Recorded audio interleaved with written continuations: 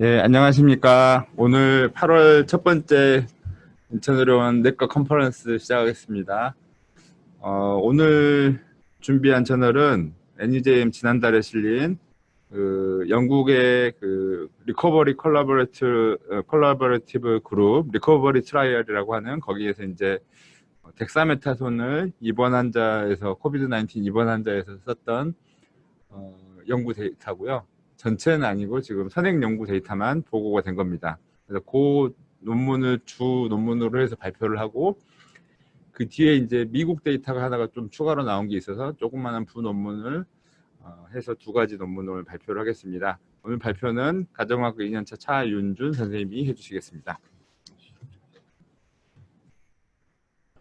네, 안녕하십니까. 가정의학과 2년차 차윤준입니다. 제가 이번에 발표한 주제는 2020년 6월 NEJM에 발표된 덱사메타손 in hospitalized patients with COVID-19 preliminary report에 대해서 발표 시작하겠습니다. 인트로덕션입니다. 사스코브2가 2019년 말 중국 우한에서 발생했으며 다수의 코비드-19 환자들은 증상이 무증상이거나 아니면 경증의 증상이었습니다. 하지만 꽤 상당수에서 호흡기 병원 치료를 요하는 호흡기 질환이 발생하였습니다. 비록 렘데시비르가 이제 코비드 환자들의 치료 기간을 줄인다는 것을 밝혀졌지만 아직까지 어떤 치료도 사망률을 줄이진 못했습니다. 작은 규모의 연구에서 메틸프레드니솔론을 투여했을 때 클리니컬 아웃컴을 좋게 하였으나 아직까지는 이제 대규모의 랜더마이즈 클리니컬 트라이얼이 없어서 글루코코티코이드의 효과는 불확실하였습니다. 그러므로 이 논문의 저자들은 덱사메타손의 효과를 알기 위해 컨트롤드된 오픈 라벨 랜더마이즈 스터디를 시행하였습니다.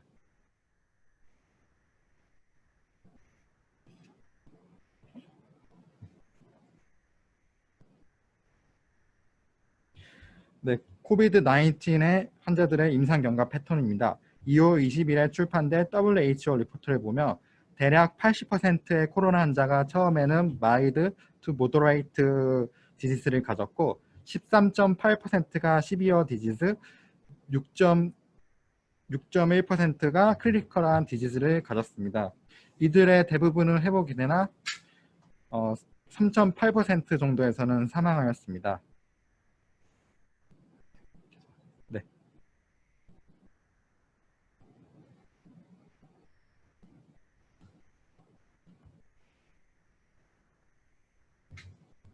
네, 최적의 치료 방법은 아직 모르나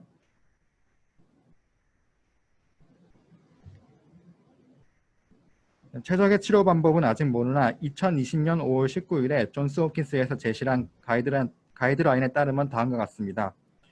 바이럴 시딩이 올라가는 질병 초기에는 엔티바이러스나 그리고 회복기 혈장 등을 이용해 볼 수 있고 바이럴 시딩이 떨어지는 일주일 후에부터는 이제 면역 조절제 등을 고려해 볼 수 있습니다.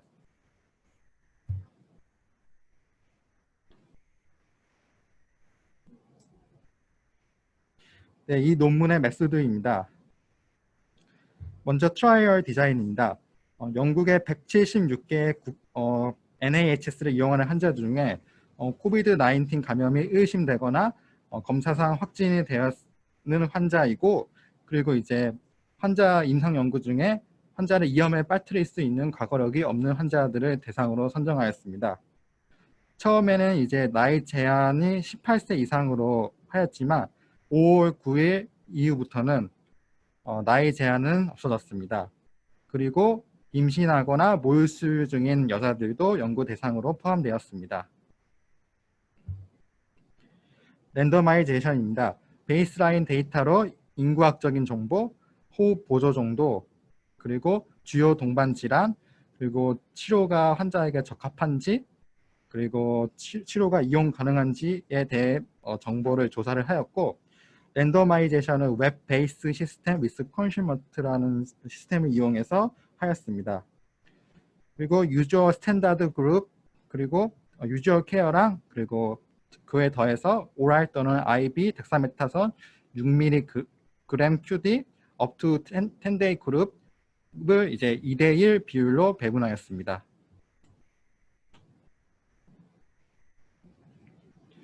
어, 연구 인롤 당시 덱사메타손을 이용할 수 없는 병원의 환자들이나 덱사메타손이 명확하게 적응증이 있거나 명확하게 금기증이 있는 환자들은 연구 대상에서 제외되었습니다. 무작위로 배정된 치료가 치료하는 의사에 의해 처방되었습니다. 팔로우업은 환자가 퇴원하거나 사망하거나 랜더마이저 된 지 28일이 지나면 팔로우업은 완료되었습니다. 프라이머리 아웃컴은 랜더마이제이션 후 28일 이내에 발생한 올 코즈 모털리티로 하였고, 세컨더리 아웃컴은 첫 번째 이제 병원에 퇴원하는 날, 그리고 기계항기를 투여받지 않는 환자들 중에서 기계항기를 받거나 사망하는 환자 수를 두 번째 세컨드 아웃컴으로 하였습니다. 통계 분석을 위해서 이제 프라이머리 아웃컴 그리고 세컨더리 아웃컴 중에 28일 이내 퇴원율을 분석하기 위해 콕스 리그레이션을 사용하였고, 그리고 누적 28일 사망률을 분석하기 위해 카플란 마이어 생존 커브를 이용하였습니다. 그리고 세컨더리 아웃컴 중에 기계항기를 받지 않는 환자들 중에 기계항기를 받거나 사망하는 환자 수를 알기 위해 로그 바이노미얼 리그레이션 모델을 사용하였습니다. 그리고 이제 서브그룹 분석으로 나이, 성별, 호흡 보조 정도, 증상 발생 기간, 예측 28일 사망률에 따라 서브그룹 분석을 하였습니다.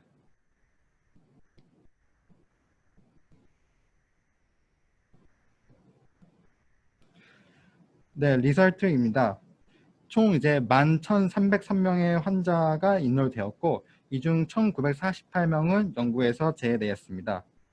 1,948명 중에 357명은 이제 덱사메타손이 이용 가능하지 않아 제외되었고, 1,707명은 덱사메타손 치료가 적합하지 않아서 제외되었습니다. 이제 남은 9,355명 중에 2,930명은 다른 치료를 받기 위해서 연구에서 제외되었고, 6,420명이 남았는데 이 중 2,104명은 덱사메타손 치료를 받기로 덱사메타손 군으로 되었고, 4,321명은 유주얼 케어 그룹으로 되었습니다. 덱사메타손 그룹의 환자들 중에 95%는 덱사메타손 치료를 받았고, 그들의 중앙 덱사메타손 사용 기간은 7일 정도입니다. 유주얼 케어 그룹에서 8%는 이제 치료를 위해서 덱사메타손을 받았습니다. 덱사메타손 그룹에서 1명은 중간에 연구를 철회하였고, 유주얼 케어 그룹에서 6명은 연구를 철회하였습니다. 이 중에서 일부 환자들 같은 경우 세컨더리 톡실리즈맙 효과를 알기 위해서 세컨드 랜더마이제이션 시행하였고, 덱사메타손 그룹의 총 2,104명 전원이 이제 28일 ITT 어널리시스에 포함되었고, 유주얼 케어 그룹에서 4,321명 전원이 28데이 ITT 어널리시스에 포함되었습니다. 네, 환자들의 베이스라인 캐릭터입니다. 덱사메타손 그룹이 2,104명, 유주얼 케어 그룹이 4,321명이었고, 이제 각 특성들을 보시면 덱사메타손 그룹이 이제 유주얼 케어 그룹보다 대략 약 1살 정도 많았고, 이거는 유의미하게 차이가 있었습니다. 하지만 성별이라던가 증상 발생 기간, 입원 기간, 호흡 보조 정도, 그리고 주요 동반 질환이라던가 사스코브2 테스트 결과 같은 경우는 모든 각 분에서 유사하게 나타났습니다. 그래서 아까 말씀드린 대로 이제 덱사메타손 그룹에서 나이가 유의미하게 많았기 때문에 이에 대한 보정이 필요했었는데 70세 미만, 70에서 79세, 80세 이상으로 이렇게 나누어 분석하였습니다. 나누어 보정하였습니다. 그리고 이제 호흡 보조 정도에 따라 데이터를 따로 분석해였는데, 산소를 전혀 투여받지 않는 군은 1,535명, 산소 투여받는 군은 3,883명이었고, 기계항기 받는 수는 1,007명이었고, 기계항기 받는 환자 수 같은 경우는 나이가 이제 평균적으로 좀 더 젊은 편이었고, 증상 발생 기간이 더 길었다는 특성을 보였습니다.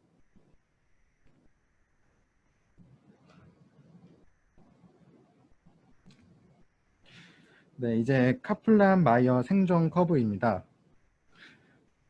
덱사메타손 그룹 28일 사망률을 보시면 덱사메타손 그룹이 사망률이 22.9%고 유주얼 케어 그룹은 25.7%로 덱사메타손 그룹에서 생존율이 레이트 레이셔 0.83, 95% 신뢰 구간 1 미만으로 유의미하게 개선시켰습니다. 그리고 기계양기 받는 환자들만 대상으로 했을 때 덱사메타손 그룹의 사망률은 29.3%, 유주얼 케어 그룹은 41.4%로 덱사메타손 그룹에서 유의미하게 사망률을 0.64로 개선시켰습니다. 산소만 투여받는 군에서는 덱사메타손 군의 사망률은 23.3%, 유주얼 케어 그룹은 26.2%로 덱사메타손 그룹에서 레이트 레이셔 0.82로 유의미하게 사망률을 개선시켰습니다. 하지만 산소를 투여받지 않는 군에서 덱사메타손의 투여는 사망률이 17.8%, 유주얼 케어 그룹은 14.0%로 덱사메타손 그룹에서 레이트 레이셔 1.19로 유의미하진 않았지만 오히려 사망률이 더 높은 경향을 보였습니다. 네, 그래서 다음 표를 보시면 1 미만일 때는 덱사메타손의 효과가 좋은 거고 1 이상일 때는 유저 케어가 더 효과가 좋은 건데, 기계양기 받는 환자들 대상으로 덱사메타손이 레이트 레이셔 0.64로 덱사메타손의 효과가 좋았고, 산소만 투여받는 군에서는 덱사메타손보다는 유저 케어가 더 레이트 레이셔 1.19로 유의미하진 않았지만 유저 케어 그룹이 더 효과가 좋았습니다. 그리고 이제 나이, 성별, 증상 발생 기간, 베이스라인 리스크에 따른 덱사메타손을 베이스라인 리스크에 따른 서브그룹 아날리시스를 시행하였는데, 일단 증상 발생한 지 7일 이상 지난 환자들한테서 덱사메타손의 덱사메타손군의 사망률은 10.9%였고 유주얼 케어 그룹은 24.1%로 덱사메타손 그룹에서 레이트 레이시 0.69로 의미 있게 사망률을 개선시켰습니다.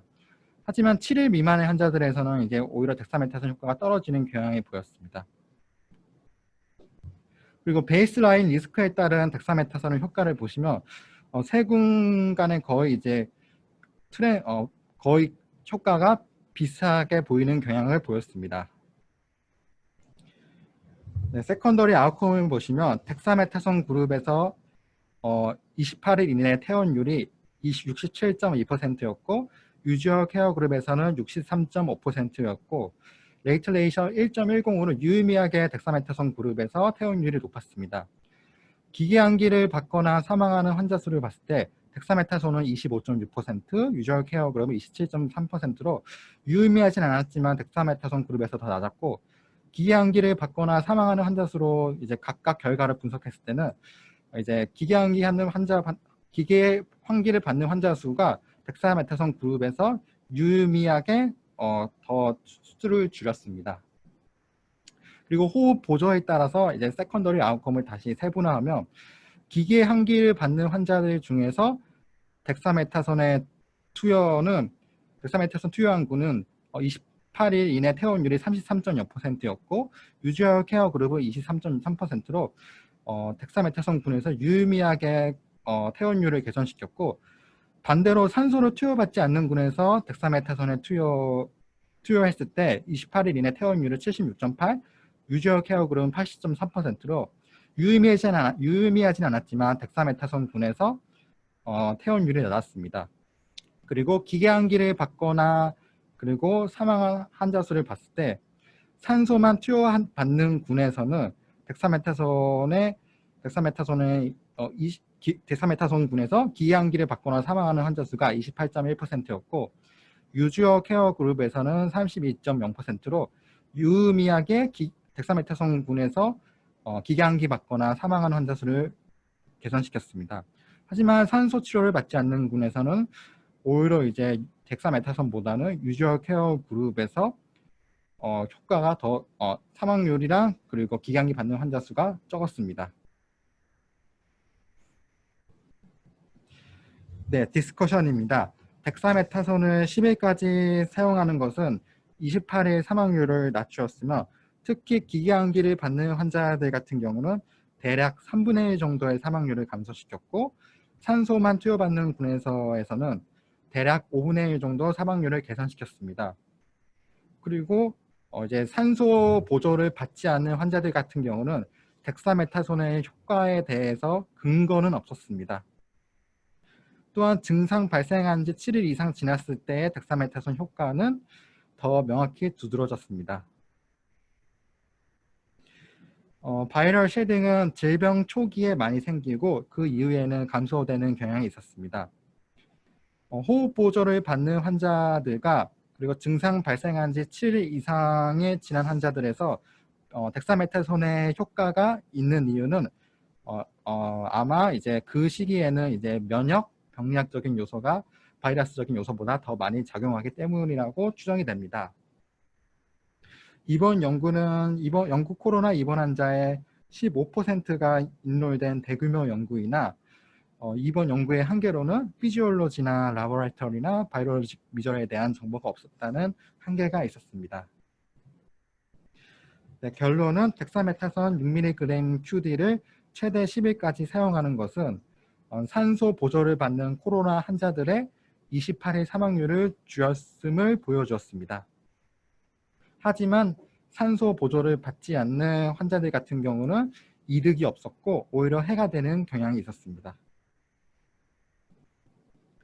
이번 리커버리 트라이얼에서 얻을 수 있는 교훈은 첫 번째, 광범위한 코로나 환자가 팬데믹 상황에서는 빠르게 연구에 배치될 수 있음을 제시하였고, 둘째, 잘 설립된 공공의료 시스템이 데이터 접근성을 제공할 수 있음을 제시하였고, 셋째, 덱사메타손이 단기간에 사망률을 줄일 수 있음을 제시하였고, 넷째로 덱사메타손은 코비드-19 가장 아픈 코로나 환자들, 가령 이제 기계암기를 받는 환자들에게서만 같은 호흡 보조를 받는 환자들에만 효과가 제한된다는 것을 제시하였습니다. 네, 아까 전 논문은 환자의 검사 결과에 대한 데이터가 없어서 한계가 있었으나 이번 논문은 어떤 검사 결과가 있을 때 글루코콜티코이드가 효과가 있는지에 대해서 제시한 논문이었습니다. 2020년 7월 20일 뉴욕 싱글센터에서 출판된 논문입니다. 네, 연구 대상입니다. 3월 11일부터 4월 13일까지 이미 죽거나 퇴원한 코로나 환자들 대상으로 하였고, 이번 48시간 이내에 사망하거나 기계암기를 받는 환자들 같은 경우는 제외되었습니다. 치료 그룹으로는 글루코콜티코이드를 48시간 이내에 투여한 환자들을 치료군으로 하였고, 컨트롤 그룹으로는 이제 글루코콜티코이드 치료를 전혀 받지 않는 환자를 컨트롤 그룹으로 하였습니다. 이번 관찰 연구는 총 1,806명의 입원 코로나 환자들을 포함하였습니다. 프라이머리 아웃컴은 입원 중 사망하거나 기계암기 받는 환자 수로 하였고, 독립 변수로는 입원 48시간 이내 글루코콜티코이드 사용 여부였습니다. 그리고 서브그룹 분석도 하였는데, 나이, 당뇨 여부, 어드미션 글루코즈, 이니셜 CRP, 디다이머, 트로포닌 T 레벨에 따라서 서브그룹 분석을 하였습니다. 통계 분석으로는 이제 프라이머리 아웃컴을 알기 위해서 유니베리에블, 멀티베리에블 로지스틱 리그레이션 시행하였고, 서브그룹 아날리시스를 위해서 스트래티파이드 로지스틱 리그레이션 시행하였습니다. 네, 페이션트 캐릭터리스틱입니다. 노 글루코콜티코이드 그룹이 1,666명이고 얼리 글루코콜티코이드 그룹이 140명이 인롤되었고 총 1,806명이 인롤되었습니다. 이제 각 군에서 다른 특성들은 유사하였지만 다음 네모 표시한 특성에서는 유의미하게 얼리 글루코콜티코이드 군이 환자 비율이 더 많았습니다. COPD나 아스마, 류마티스 질환, 그리고 프리비어스 글루코콜티코이드 유저 같은 경우 얼리 글루코콜티코이드 군에서 환자 비율이 더 유의미하게 많았습니다. 네, 아웃컴입니다. 이제 글루코콜티코이드인가 노 글루코콜티코이드인가를 결과를 비교해 봤을 때 사망자 수 또는 기계암기 받는 환자 수의 경우 글루코코티코이드군이 오듈레이셔 1.14로 유의미하진 않았지만 수가 더 많았고, 모든 변수를 보정했을 때도 이제 1.12로 유의미하진 않았지만 글루코코티코이드군에서 기계암기를 받거나 사망하는 환자 수가 더 많았습니다. 네, 각 결과를 이제 따로 분석을 해봤을 때도 이제 사망자 수가 글루코코티코이드군이 1.20배 유의미하진 않았지만 더 많았고, 기계암기 받는 환자 수는 1.34배 유의미하진 않았지만 글루코코티코이드군에서 더 많았습니다. 네, 서브그룹 분석을 보시면 이제 다른 뭐 에이지라던가 DM 그리고 글루코즈 레벨, 디다이머, 트로포닌 T에 따른 다른 변수들은 오듈레이셔를 이제 1을 포함하고 있어가지고 유의미하지는 않았지만 CRP 10 미만일 때 오듈레이셔가 2.64로 유의미하게 글루코코티코이드가 해가 되는 경향이 있었고, CRP 20 이상일 때는 오듈레이셔 0.23으로 글루코코티코이드가 유의미하게 이득이 되었습니다.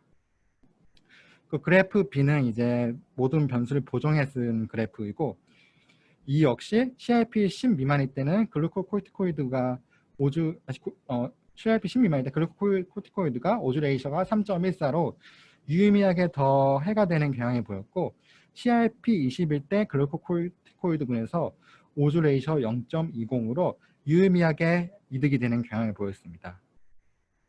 하지만 CRP 10에서 19.9가 좀 애매하긴 한데 글루코코티코이드군과 논 글루코코티코이드군에서 크게 차이는 없었고, 약간 글루코코티코이드군이 조금 더 약간 해가 되는 경향을 보였습니다.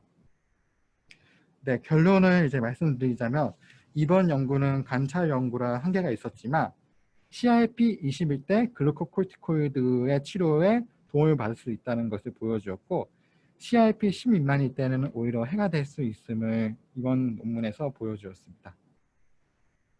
네, 이상 경청해 주셔서 정말 감사드립니다. 네, 최근에 지난달에 발표된 논문까지 흥미로운 주제로 잘 발표해 주셨고요.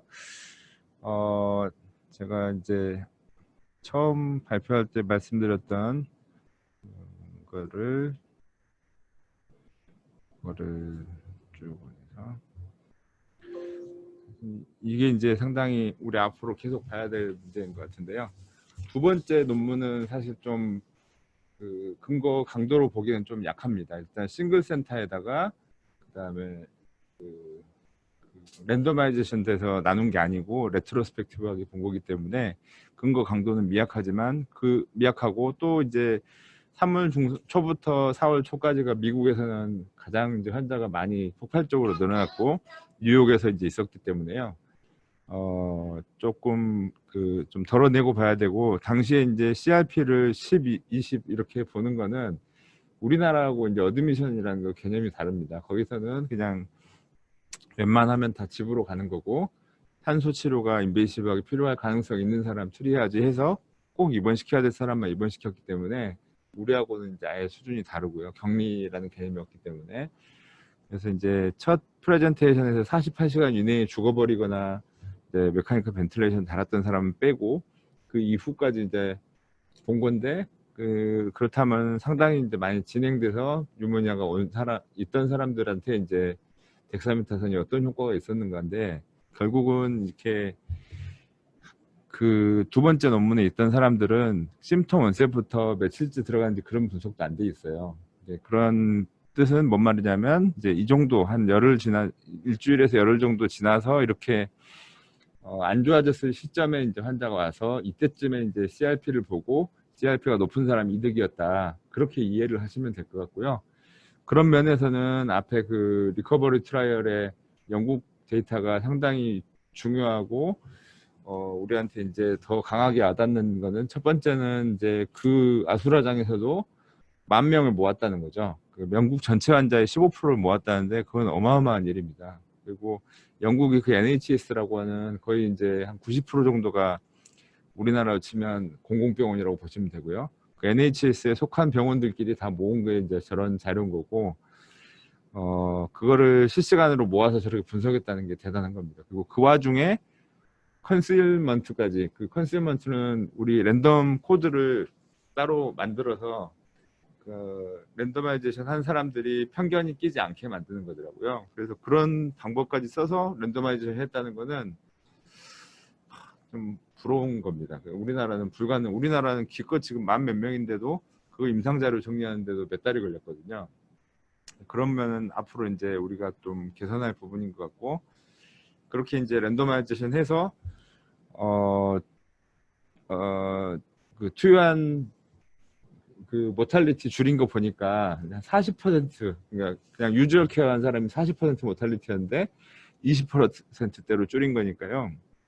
우리는 상상을 못할 모탈리티입니다. 10명에 4명이 죽는 거를 10명에 2명이 죽게 만들었다는 거니까, 그쪽도 영국도 마찬가지로 어드미션을 했고, 어드미션 해서도 아마도 그 인텐시브 케어도 제대로 받기 어려운 그런 상황이었다고 생각하고, 그 와중에서 이제 우리는 다 덜어내고 보더라도 덱사메타손 상당히 유의미했고, 덱사메타손이 이제 또 이제 아까 두 번째 논문을 제가 일부러 넣은 이유가 뭐냐면, 이제 이런 논문들이 이제 나오면 덱사가 워낙 이제 외래에서도 그 알약은 몇십 원밖에 안 하거든요. 그래서 쉽게 쓸 수 있는 약이라 혹시나 걱정스러운 게, 덱사메타손을 마치 그 우리 트럼프 대통령이 하이드록시클로로킨 먹듯이 URI 심텀만 있어도 이게 마치 그 코비드 19에 효과가 있는 것처럼 착각을 하고 초기에 줘버릴까봐, 스테로이드는 아시다시피 안 쓰면 제일 좋습니다. 써서 우리한테 득될 건 없고, 우리가 쓸 수 있는 가장 강력한 안티 인플라메토리 드럭이라고 생각을 하시면 되는데, 여기 디지즈 코스를 보시다시피 항바이러스제 줘야 되는 이런 바이러스가 많은 시점이 있는가 하면, 일주가 지나고 우리 몸에서 이제 그 뉴트럴라이징 안티바디, 그 중화항체가 생기는 그 시점이 있을 거예요. 우리는 사실 그 중화항체가 바이러스 없앨 때까지는 최대한 우리 면역을 건드리지 않는 게 좋고요. 그 말은 안티 인플라메이터리 드럭을 안 쓰는 게 좋고요.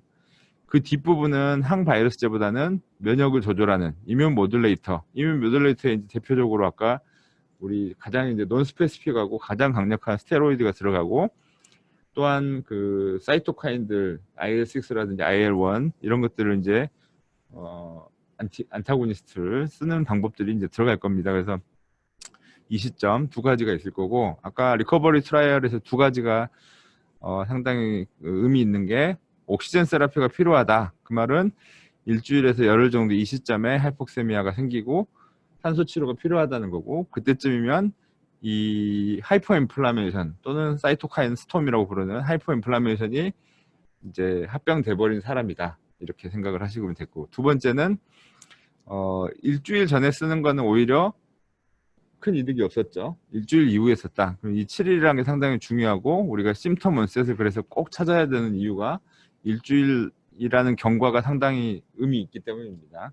덱사메타손을 일주일보다 빨리 쓰는 일은 없도록 해야 되고, 병의 경과에 7일이 지나면서부터는 면밀하게 살펴서 하이폭세미아가 있는지 보고 늦지 않게 스테로이드를 쓰는 게 좋다. 제가 지난주에 이제 주말에 좀 안 좋은 환자가 한 명 있었고, 그 환자가 지금 덱사메타손을 썼고요. 아주 효과적으로 잘 들었다고 평가를 하고 있습니다. 근데 그때 제가 고민했던 것 중에 하나가 이 두 가지 논문을 들고, 일단 옥시젠 세라피가 필요한 환자였고, 그때가 심텀 온셋 10일째, 11일째 이때쯤이어서 리커버리 트라이얼로만 봐서는 약을 스테로이드 써야 될 시점이었고요.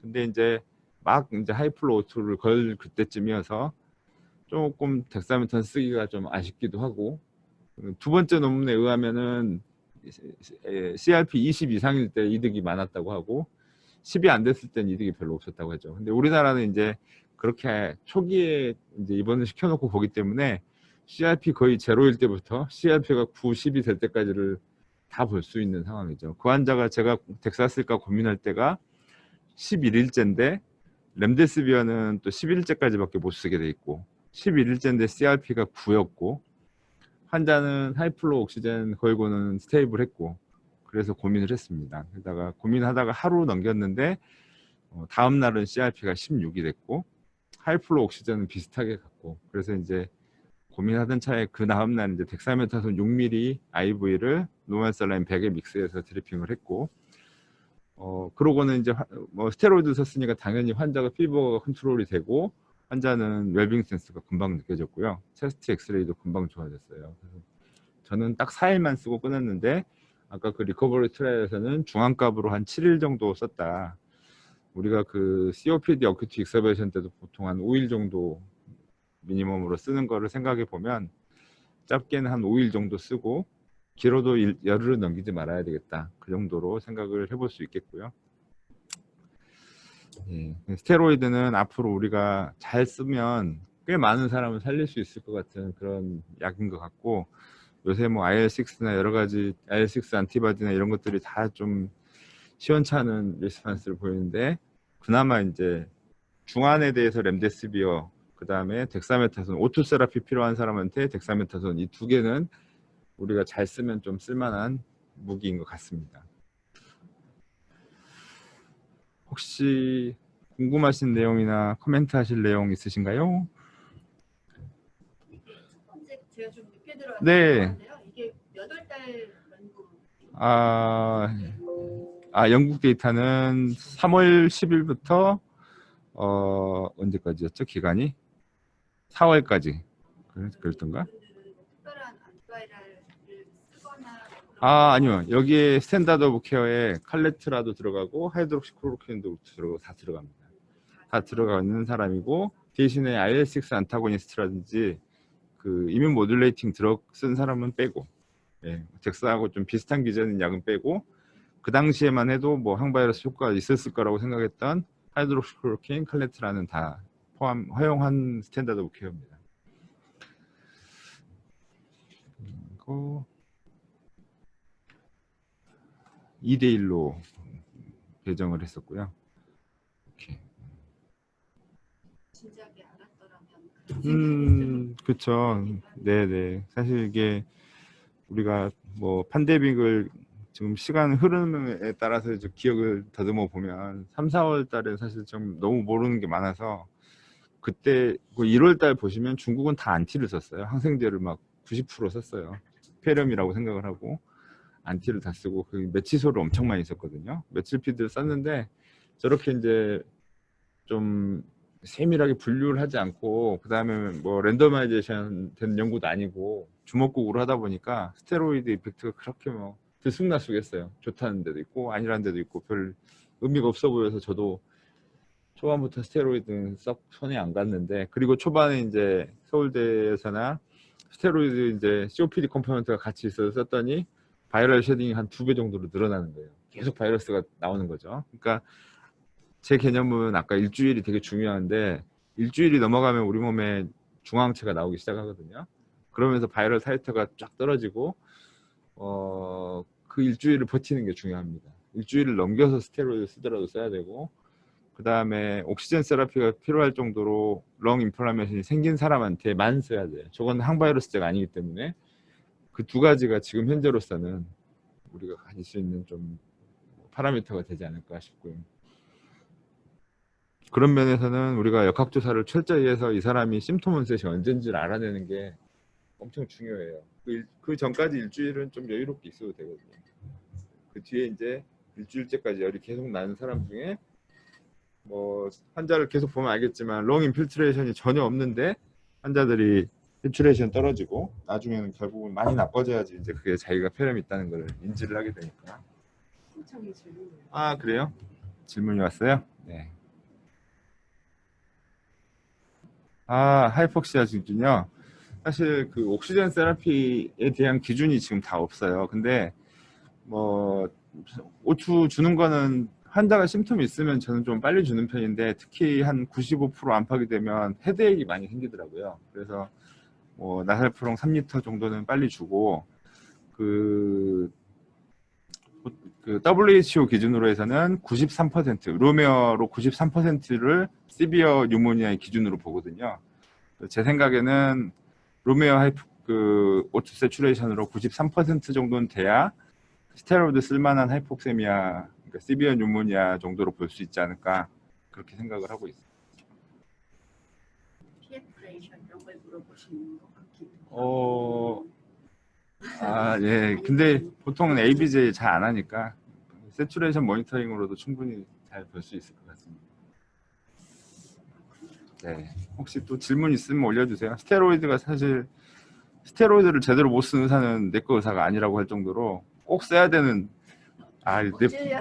내분비 선생님 앞에서 주름 잡으면 안 되는데. 아닙니다. 이게 미네랄로 코티코이드 이펙트가 좀 없는 스테로이드를 골랐던 것 같고 네, 그렇죠. 가격을 이제 저기하지 않고도 그렇게 해서 덱사를 선택한 것 같고 그렇게 따지면 우리가 기존에 저만 해도 이제 알스마나 COPD에 그냥 뭐 솔루메드를 너무 그냥 쓰던 거 그냥 막 쓰고 그러는데 오히려 덱사를 써볼까 맞아요. 근데 또 뭐 COPD에는 또 해리슨이나 그런 데 봐도 프레드니손 그러게요. 나와 있으니까 또 그렇기도 하고 우리가 그 덱사메타손은 분류상 롱액팅 스테로이드고 그다음에 이제 안티인플라메토리 이펙트가 훨씬 쓰대요. 센 약이죠. 그래서 지금 여기서도 하루에 한 번이고 6mm가 포텐시로 따지자면 메칠 PD로 한 40에서 60mm 정도 되던가 꽤 많거든요. 그래서 6mm가 절대 작은 양이 아닙니다. 타블렛으로는 지금 0.5mm짜리 타블렛, 1mm짜리 타블렛 이렇게 있으니까 0.5짜리로 하면 12티를 먹이는 거예요. 그래서 우리 병원은 지금 5mm짜리 앰플이 있거든요. 그래서 5mm짜리 2개 까서 6mm를 셀라인 50이나 100에 50 정도에 믹스해서 드리핑하면 될 것 같고 그렇습니다.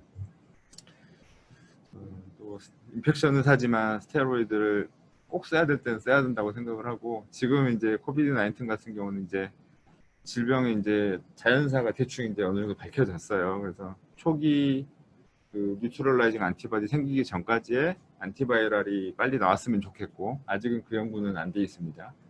그리고 후반부에 이제 과면역 반응을 억제할 수 있는 좀 더 이제 파인 튜닝한 스테로이드 말고 좀 더 이제 타겟할 수 있는 약이 나오면 좋을 것 같은데 아직은 뭐 그런 건 없고요. 이제 지금까지 계속 이제 다른 여러 가지 한 달에 한 번씩 지금 치료제 리뷰를 했지만 아직 좀 그 한 번도 우리가 겪어보지 못한 한 가지가 그 중화항 체중의 일부를 추출을 해서 모노클로널 안티바디로 이제 만든 약들이 아직은 지금 임상 연구 중이니까 그런 논문들이 나오면 또 이제 새로운 우리 무기가 생길 수도 있을 것 같긴 합니다. 아직은 이제 그게 안 나왔고요. 아마도 이제 치료제는 이번 달까지 리뷰하고 다음 달부터는 별로 할 게 없을 것 같아요. 이제 내달이나 연말 정도는 이제 백신 논문이 좀 나올 것 같고 좀 빨리 나오면 모노클로널 안티바이럴 역할이 하는 그거는 이제 좀 나오지 않을까 싶습니다.